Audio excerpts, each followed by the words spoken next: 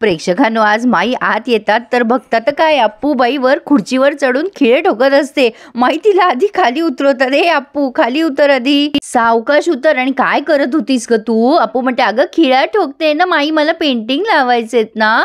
माई म्हणतात, अगं अप्पू, असं गरोदरपणात नाही चढायचं बाई खुर्चीवर, तोल गेला असता म्हणजे. कसली पेंटिंग लावत होतीस तू? तर अप्पू ही असली भयानक पेंटिंग लावत असते. माई म्हणतात, हे काय अप्पू, अगं किती भयंकर आहे हे. अप्पू म्हणते, अगं माई, याला ॲब्स्ट्रॅक्ट किंवा ॲब्सर्ड पेंटिंग असं काहीतरी म्हणतात म्हणे, आणि कपाट आवरताना हे सापडले तर तेच लावते. माई म्हणतात, नाही नाही नाही, ही असली चित्र नाही लावायची. अप्पू म्हणते, अगं असं का म्हणतेस माई? अगं ह्या पेंटिंग आहेत ना, त्यांना छान डीप अर्थ असतो. माई म्हणतात, कसला?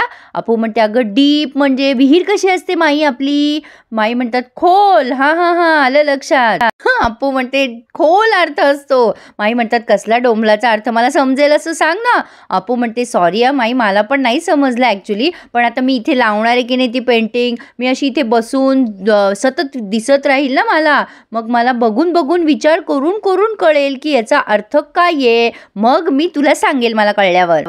माई म्हणतात, नाही नाही नाही, असली चित्र लावायचीच नाही. अप्पू म्हणते, प्रेग्नेंट बायकांनी चित्र बघायची नाही असं कोणी सांगितलंय का? माई म्हणतात, हो, पण गरोदरपणात छान चित्र बघायची, छान ऐकायचं, अशी जुनी माणसं सांगतात अप्पू. एखादी तुला व्यक्ती आवडत असेल ना, तिचा फोटो लाव, एखादा बाळाचा फोटो लाव. आणि मग अप्पूची ट्यूबलाईट पेटते. हो की माई, खरंच ना. माई म्हणतात, गरोदरपणात छान ऐकायचं, छान विचार करायचा, छान बोलायचं, म्हणजे तो परिणाम बाळावर होतो. अप्पू विचारात पडलीये, नक्की कोणाचा फोटो लावू? आता अप्पू म्हणते, बरं एक काम करते, मी सगळ्यांचे ओपिनियन्स घेते, सल्ला घेते. माई म्हणतात, ते तू घेस, पण छान गोंडस बाळाचा फोटो लाव आणि आधी ते पेंटिंग ठेवून दे बरं. आणि ही सगळी खोली मी आवडते, ते आधी ठेवून दे चित्र. आता अप्पूने ते ठेवून दिले आरशाच्या मागे, आणि माई सांगतात ते बिलकुल बघायचं नाही, भयानक. स्वयंपाकघरात आता यावरनं मोठं डिस्कशन होतंय, पण इथे मजा आली आज प्रेक्षकांनो.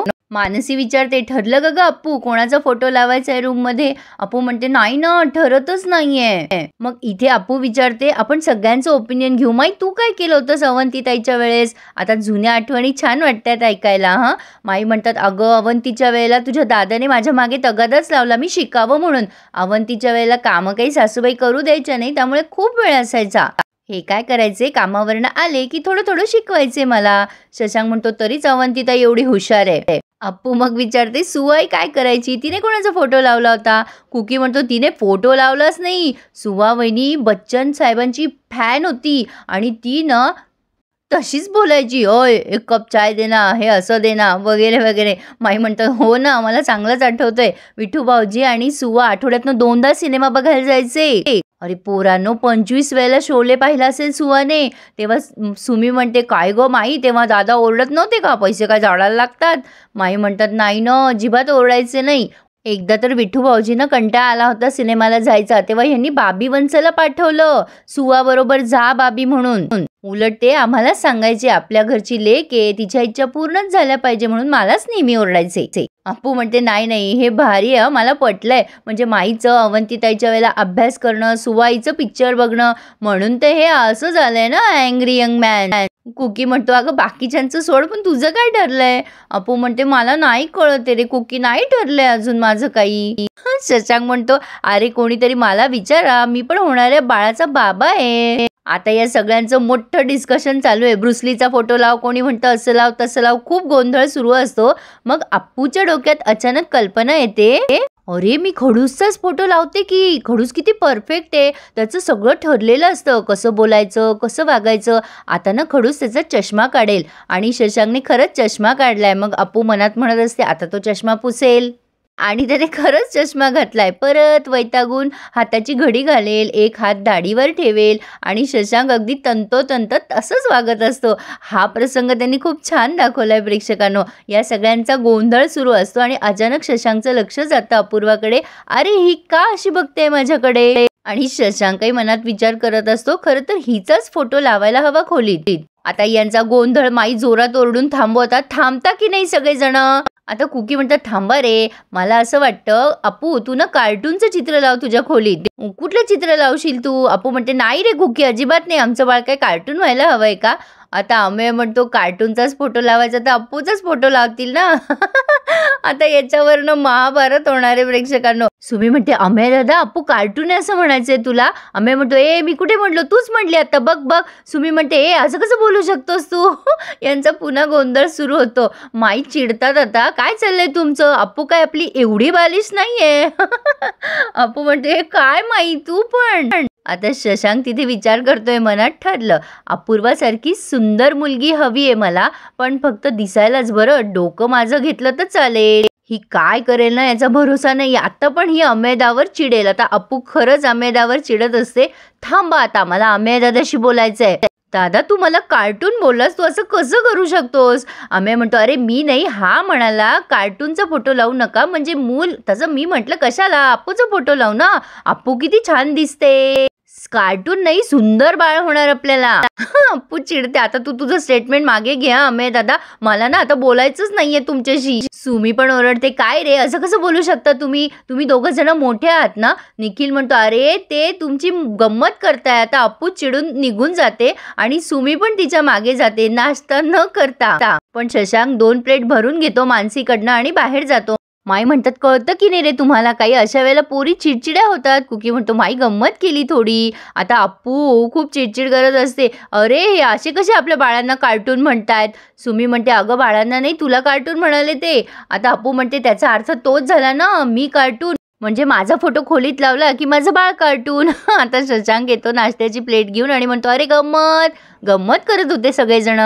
एवढं काय चिडताय. अप्पू म्हणते एवढी गंमत नसते, तू ना आमच्याशी बोलू नको, समजून नको सांगू. सुमी म्हणते तो त्यांना नाही ना बोलू शकत म्हणून तो आपल्याला समजवायला आलाय. माई आपण ना काहीच ऐकायचं नाही यांचं. पण माई मला काय म्हणाली, छान छान फोटो लावायचे म्हणून काय कार्टूनचे फोटो लावायचे का, यांनी आपल्याला काही सल्ले द्यायचे का, आपण खुश व्हावं असं वाटतं ना म्हणून यांनी चिडवावं का आपल्याला.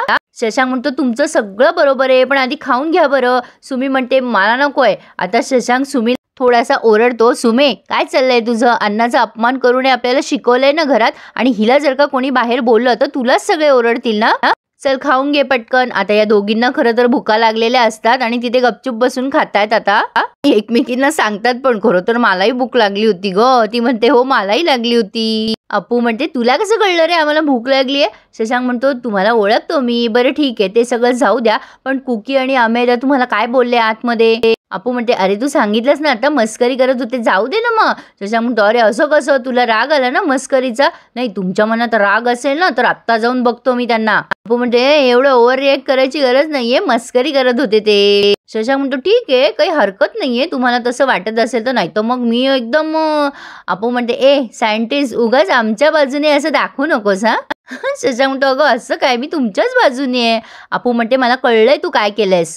शशांक म्हणतो मी काय केलंय सुमे, मी काय केलं. आता अप्पू म्हणते थांब सगळ्यांना बोलवते आणि तुझं तांब पितळ उघडं करते, थांब सरक बाजूला. आता अप्पूने ना इथे जरा सस्पेन्स क्रिएट केलाय, सगळ्यांना तिने ओरडून बाहेर बोलवलंय. माई पन्ना काकू सगळे बाहेर या रे. शशांक म्हणतो अगं काय झालं अपूर्वा. अप्पू म्हणते थांब तुझं तांब पितळ उघडं करते, थांब. माई बाहेर येऊन कुक्कीला ओरडतात अप्पू समोर, काय रे त्यांची गंमत करता, वा रे वा असं कसं. आता माई म्हणतात बघ अप्पू मी यांना चांगली ओरडली आहे. अप्पू म्हणते माई अगं मला एक महत्वाचं बोलायचं आहे तुमच्याशी, हे सगळं जाऊ दे आता, नाही रॅदर मला ना सगळ्यांसमोर काहीतरी क्लिअर करायचंय खडूस बद्दल.